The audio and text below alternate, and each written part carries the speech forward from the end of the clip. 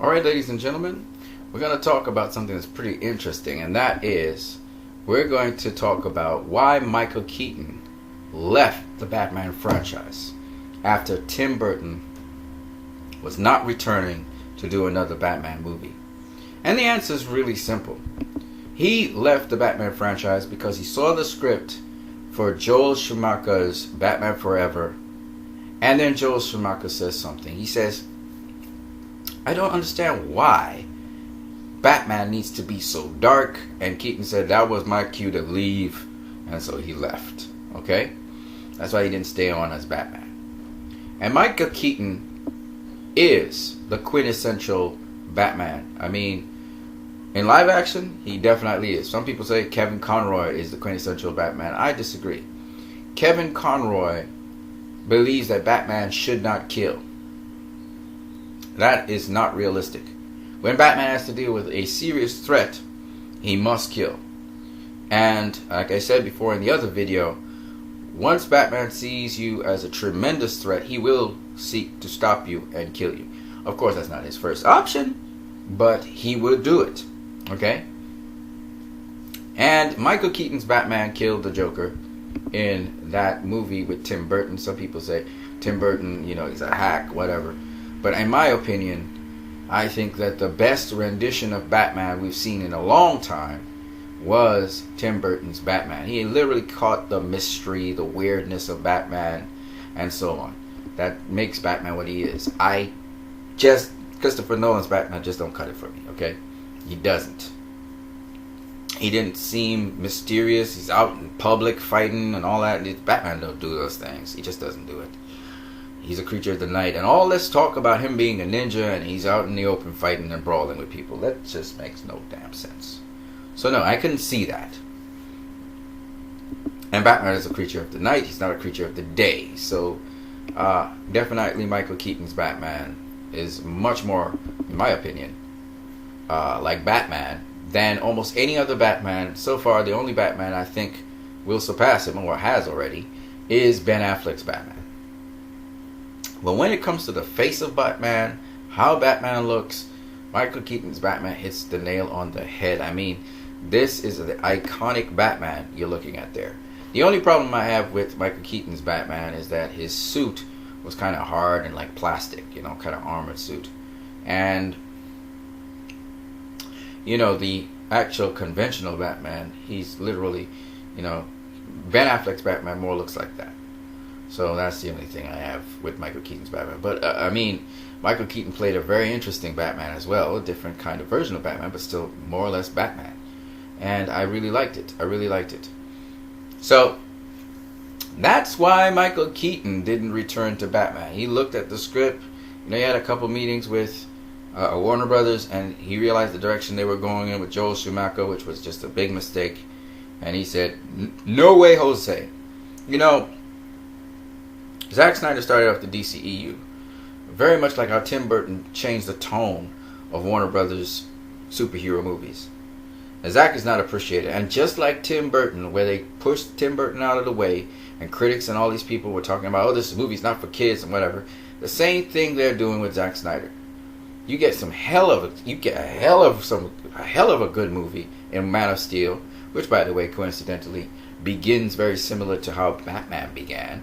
By Tim Burton. That is, you see the symbol for Batman in 3 dimensions, and you're moving along the corners of the symbol, and then you finally see the symbol move away from you, pan out, and see the bat symbol, and you see Batman. And Zack Snyder with Man of Steel starts moving along the symbol of Warner Brothers and Legendary Pictures and DC, and then you see the logos pan back. So I thought it was very interesting.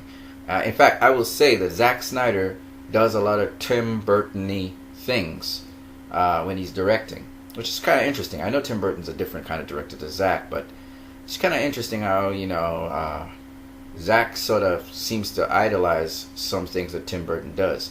And he doesn't use it all the time, but I thought that was very interesting. So anyway, my point is that the reason that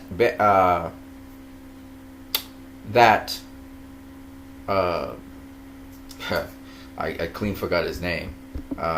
Michael Keaton turned down Batman Forever and then, of course, Batman and Robin is because he didn't like it. He said, in fact, Michael Keaton said that the tone of the Batman films was actually blue-gray toned. They had a blue-gray filter, and literally the movie was dark. And I mean, that's the reason why he stayed on. When Schumacher said, "Why does Batman have to be so dark?" You know, Keaton was like, "You know, I'm piecing out on this one." Okay, even though Batman had some humor in it, it was always situational humor, and it was more about awkward humor, like, you know, Bruce Wayne interacting with, say, for instance, the camera lady who was a media person, or Catwoman, or whatever. You know, it was just the awkwardness, and then the mystery in it was the fun part of it. You know, it's mysterious and awkward and strange. And you know, Burton really played on the strange a lot, and that's Batman. He's weird, he's awkward, he's strange. Now, the Adam West Batman that they depicted was more of a detective, right? That was the key aspect of Batman they picked on, the detective nature. But he was keeping the law and all these crazy things Batman don't do, okay? And then we had another version of Batman that, again, he was a crime fighter, but he wasn't really a vigilante, and the police, you know, deputized him and stuff, and that's the Adam West kind of style as well. But that's not, Batman's not like that at all. He's a vigilante, okay? And there's always been arguments of whether Batman is obeying the law and he's giving people their rights and stuff like that, because police do that. But my bottom line is, Michael Keaton's the best Batman I've seen in terms of, besides Ben Affleck, best Batman I've seen who really exemplified what Batman was about. You know, I remember after Michael Keaton didn't go on, Batman Forever came out, people were like, anybody could wear the Bat costume. Nope, not anybody could wear the Bat costume, because Val Kilmer just didn't fly when it comes to Batman, and neither did George Clooney. Even though George Clooney did resemble the Batman somewhat, I guess it was just his lines that were just crappy and just what he had to do. But the only Batman I've taken seriously, not even Christian Bale. Christian Bale to me is like a comedy fest. I just can't take him. He looks weird in that Bat costume. You know, his Bruce Wayne is good until he starts to joke around, or he starts to pretend this facade that he's, you know. And even then, he's kind of good with the Bruce Wayne, actually. He's kind of good with the Bruce Wayne. I just don't believe him, though. Just the way how his mannerisms just don't remind me of Bruce Wayne, for the most part. But when you talk about Michael Keaton captured Bruce Wayne, an aspect of him, a dimension of Bruce Wayne, you know. And he also captured the dimension of Batman. He killed it. He killed it with Batman. When I think of Ben Affleck's Batman, Ben Affleck really kills the tired, drawn-out Bruce Wayne, the older Bruce Wayne. I think Michael Keaton killed it with the younger Bruce Wayne. I think that he's the best Bruce Wayne I've ever seen, and Batman, younger version, right? Just coming on the scene, just being announced in his presence. When it comes to the older Batman, which is played by Ben Affleck, kills it with it. He kills the older Batman, and you really believe that he's been fighting crime for 20 years. You know what I mean? So I love that the connective tissue, and I think Tim Burton's spirit went on in Zack Snyder, and sadly, as with Tim Burton's films, it's controversial as usual. But I tell you, Zack has a lot to do with Tim Burton. Okay, they really have a lot in common.